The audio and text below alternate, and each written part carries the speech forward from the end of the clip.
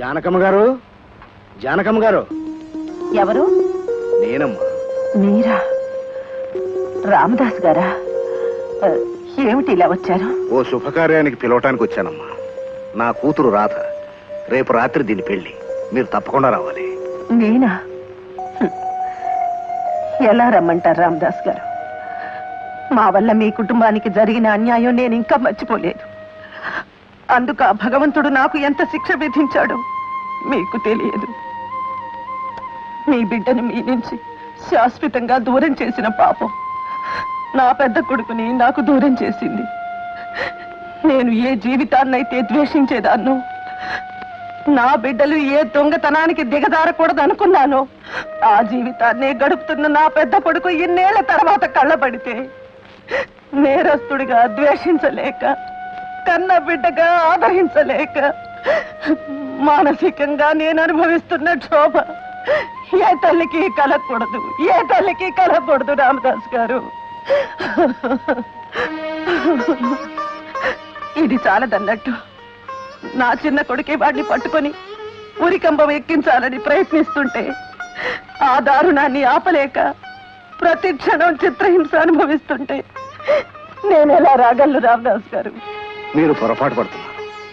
ఏ దొంగకు తల్లినయ్యానని మీరు బాధపడుతూ ముఖం చూపించడానికి సంకోచిస్తున్నారు. ఆ వ్యక్తే ఎంతో మంది జీవితాల్లో దీపం వెలిగించాడమ్మా. ఇప్పుడు నా కూతురు పెళ్లి చేస్తున్నది కూడా మరెవరో కాదమ్మా, మీ పెద్దబ్బాయే. అవునమ్మా, నా పెళ్లి చేయడానికి అన్నయ్య ఎంత త్యాగం చేశాడో తలుచుకుంటే ప్రతి జన్మలోనూ అలాంటి అన్నయ్య నిమ్మని దేవుణ్ణి మొక్కుకోవాలనిపిస్తుంది. అతను చేసిన త్యాగాల ముందు అతను చేసిన నేరాలు నేరాలే కావమ్మా. అలాంటి వాళ్ళు నూటికో కోటికో ఒకళ్ళు ఉంటారు. అలాంటి వాడిని కన్నందుకు తల్లిగా మీరు గర్వించాలి తప్ప బాధపడకూడదు. చేసిన పాపాలకు పశ్చాత్తాపం పొంది అతను ఇప్పుడు నిప్పుల్లో కాళ్ళ బంగారంలా మెరుగు తీరాడమ్మా. ఈ మాట మరొకరు కాదు. అతని వల్ల నా కుటుంబానికి ఎంతో నష్టం కలిగిందని మీరేగా అన్నారు. అలా నష్టం పొందిన నేను చెబుతున్నానమ్మా. ఆ బిడ్డకు తల్లిగా నా కూతురు పెళ్లికి మామూలుగా రావడం కాదు, ఈ పెళ్లికి మీరు పెద్దరికం వహించాలి. మీ చేతుల మీదుగానే ఈ పెళ్లి జరిపించాలి. ఏమండి, ఆలోచన చెప్పుకుని ఆవేశంతో తప్పు చేయకండి. ఆ మహాజన్ కోరిన కోరికలు తీర్చి రాధ పెళ్లి చేసి రుణ విముక్తుడిని కావాలనుకుంటున్నారే కానీ కన్న తల్లికి కావాల్సిన వాళ్ళకి మరింత దూరమై మీరు మారిపోయారన్న నా ఆశలు అడియాసలు అవుతున్నాయని గుర్తించండి. జ్యోతి, ఇది నా బాధ్యత. అందుకోసమేగా ఆస్తిపాస్తుల్ని త్యాగం చేశారు. మీ ఇంట్లో మీరే ఒక నౌకరుగా బ్రతుకుతున్నారు. ఇప్పుడు త్యాగం అనే పేరుతో మళ్ళీ ఒక తప్పు చేసి చట్టం దృష్టిలో మరొక నేరాన్ని ఎత్తినేసుకుంటే పడరాని శిక్ష పడుతుంది. మిమ్మల్ని నమ్ముకున్న మా జీవితాలు ఎడారి పాలవుతాయి. జ్యోతి, నన్ను విసిగించుకో. విసిగించను, కానీ ఒక మాట చెప్పండి. రాధ విషయంలో బాధ్యత తీసుకున్న మీకు మీ కన్న తల్లి పట్ల, మిమ్మల్ని నమ్ముకున్న నా పట్ల బాధ్యత తీసుకోవాల్సిన అవసరం లేదా? జ్యోతి, ఇది నేను చేసిన పాపానికి ప్రక్షాళన. ఒక కన్న తండ్రికి జరిగిన అన్యాయానికి నేను చేయాల్సిన న్యాయం. అమాయకురాలైన ఒక ఆడపిల్ల ప్రేమ ఫలించడానికి నేను చేస్తున్న న్యాయం, ధర్మం. ఇది నా కర్తవ్యం. ఎదురు చెప్పకుండా పెళ్లి ఏర్పాటు చేయి.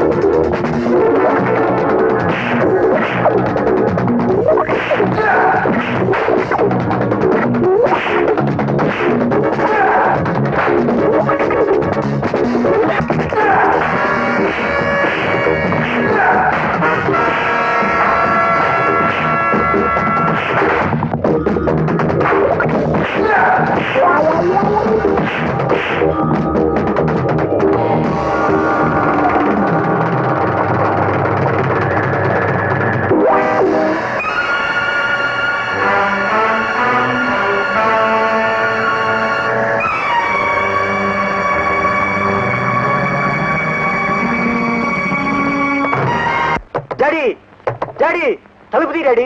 I beg you daddy, please please daddy. Mahajan, ఇదిగో నువ్వు అడిగిన పెళ్లి కట్నం.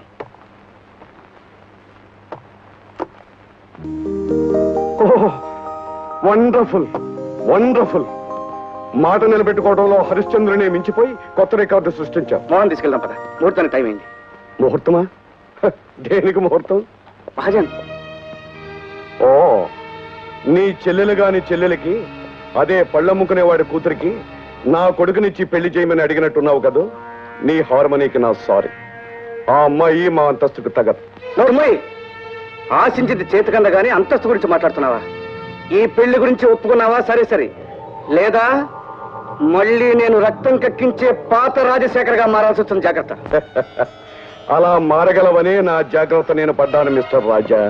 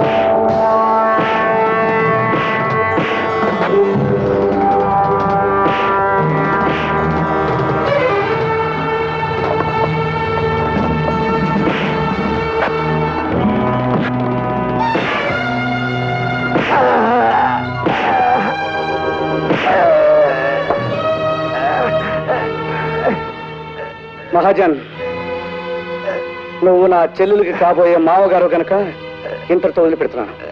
జాగ్రత్త.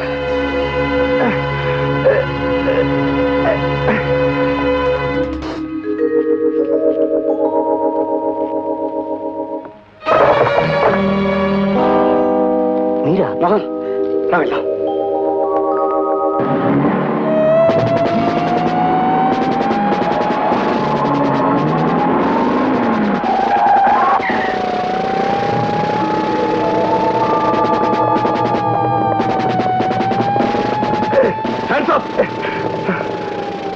ఈ బ్రీఫ్ కేసు నీకు ఇచ్చిన రాజా ఎక్కడ?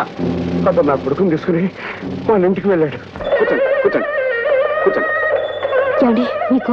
నాకేం జరగలేదు, నేను బాగానే ఉన్నాను. ముహూర్తానికి టైం లేదు. జాన్, మోహన్ తీసుకెళ్ళి పెళ్లి గురించి.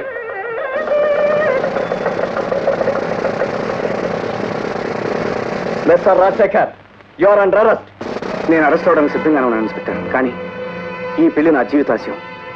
ఇది నెరవేర్చిన తర్వాత నో, నేరస్తుల ప్రార్థనలకి చట్టం కరిగిపోయి మిమ్మల్ని కరికరిస్తుందనుకోవటం మీ భ్రమ mister Rajasekhar. Mister inspector. Yes constable, arrest him. Arrest arrest అని పదే పదే అంటున్నారు.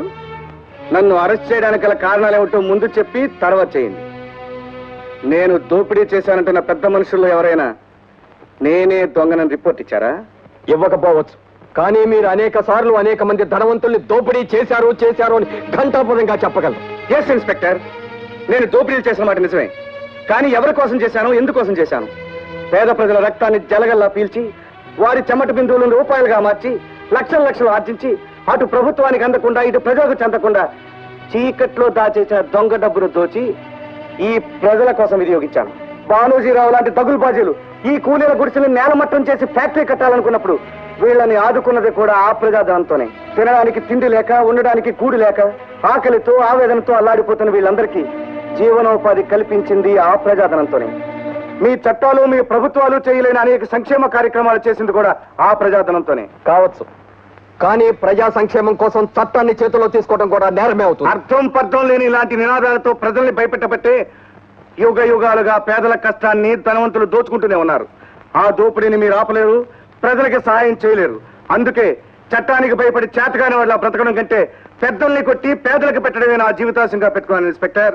ఆకలితో అలమటిస్తూ అంధకారంలో జీవిస్తూ భవిష్యత్ ఏంటో తెలియని బడుగు జీవితాలకి బంగారు బాట వేసిన ఈయన్ని నేరస్తుడండవే పెద్ద నేరం అవుతుంది ఇన్స్పెక్టర్ గారు. మీరేమన్నా సరే నా డ్యూటీ నేను చెయ్యక తప్పదు. నేరస్తుని అరెస్ట్ చేసే హక్కు మీకెంత ఉందో ఆ నేరం నిరూపణ అయ్యే వరకు అతని జామీన్ మీద విడిపించుకునే హక్కు ప్రజలకి అంతే ఉంటుంది. ఆయనకి జామీన్ నేను ఇస్తాను, ఆయన విడిచిపెట్టండి. No, it's impossible. మీరు జామీన్ ఇచ్చినంత మాత్రాన ఒక నేరస్తుని విడిచిపెట్టడానికి చట్టం ఒప్పుకోదు. మా బాబు గారు అరెస్ట్ చేయడానికి వీల్లేదు.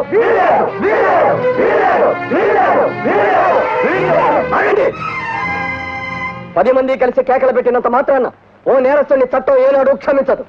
ఇతన్ని అరెస్ట్ చేయడానికి ఎవరైనా అడ్డొచ్చారంటే మీ అందరినీ కూడా అరెస్ట్ చేయాల్సి వస్తుంది. బాబు, ఇంతమంది అడ్డుపడుతున్నా కాదంటానికి ఎవరనుకున్నావు? స్వయానా మీ అన్నయ్య. తెలుసు రామదాస్ గారు, ఈ అన్నయ్యకి తమ్ముడుగా నేను ఇక్కడికి రాలేదు. ఓ నేరస్తుల్ని అరెస్ట్ చేసే పోలీస్ అధికారిగా వచ్చాను. ఆ పోలీస్ అధికారికి తల్లిగా అతనికి నేను జామీన్ ఇస్తున్నాను. అతన్ని విడిచిపెట్టు. అమ్మా, నా పేగు తెంచుకు పుట్టాడన్న మమకారంతో చట్టాన్ని ఎదిరించి వాణ్ణి సమర్థించడం లేదు. ఇంతమంది హృదయాల్లో దేవుడుగా వెలిసిన మీ అన్నయ్యను 10 మంది కోసం 10 కాలాల పాటు నిలపాలన్న ఆశయంతో నేను అర్థిస్తున్నాను. బాబు, నా మాట విను, వాణ్ణి విడిచిపెట్టు బాబు.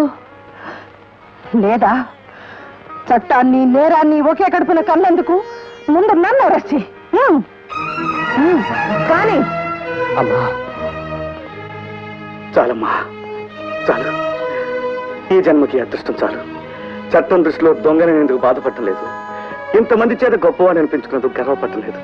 కానీ నా తల్లి నన్ను ద్వేషించడం లేదన్నా ఒకే ఒక్క మధురానుభూతితో జైలుకే కాదమ్మా, ఉరికంబోయికి సంతోషంగా చావడానికైనా సిద్ధంగా ఉన్నాను.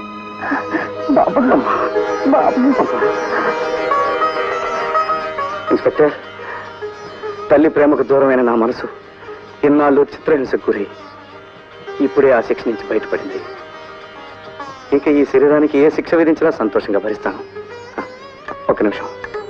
పంతులు గారు, ముహూర్తానికి టైం ఏంది, కానివ్వండి. ఓం మాంగళ్యం తంతునానేన మమ జీవన హేతునా కంఠే భద్రామి శుభగే త్వం దేవ శరదాం శతం మాంగళ్య కారణ మహోత్తస్సు మహోత్తాస్తు శతమానం భవతి శతాయ పురుషశ్చతేంద్రియాయుష్ేంద్రియ ప్రతిష్టతి.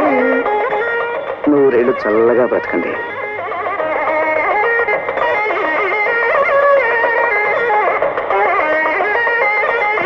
ఇన్స్పెక్టర్, నా జీవితాశం నెరవేరి నేను రుణముక్తునయ్యాను.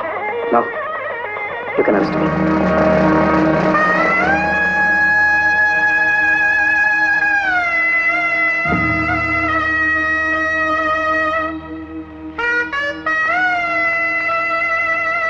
చూడండి, ఎన్ని రోజులైనా ఎన్ని సంవత్సరాలైనా ఈ జ్యోతి మీకోసం ఎదురు చూస్తూనే ఉంటుంది. జ్యోతి,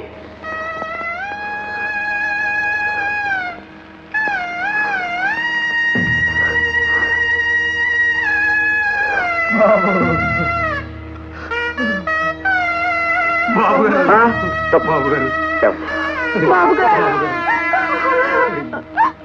పిలుస్తాను. వస్తాను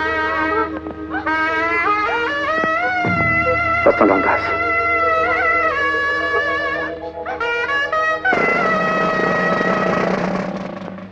అన్నయ్య,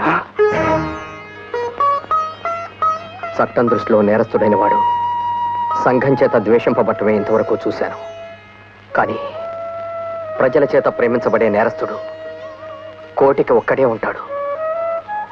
నిన్ను అరెస్ట్ చేయడానికి ఒక్క నిమిషం ముందు నా ఉద్యోగానికి రాజీనామా చేసుంటే నీ పాదాలకు నమస్కరించే అవకాశం నాకు కలిగి ఉండేది. But I'm unlucky. నన్ను క్షమించన్నయ్యా.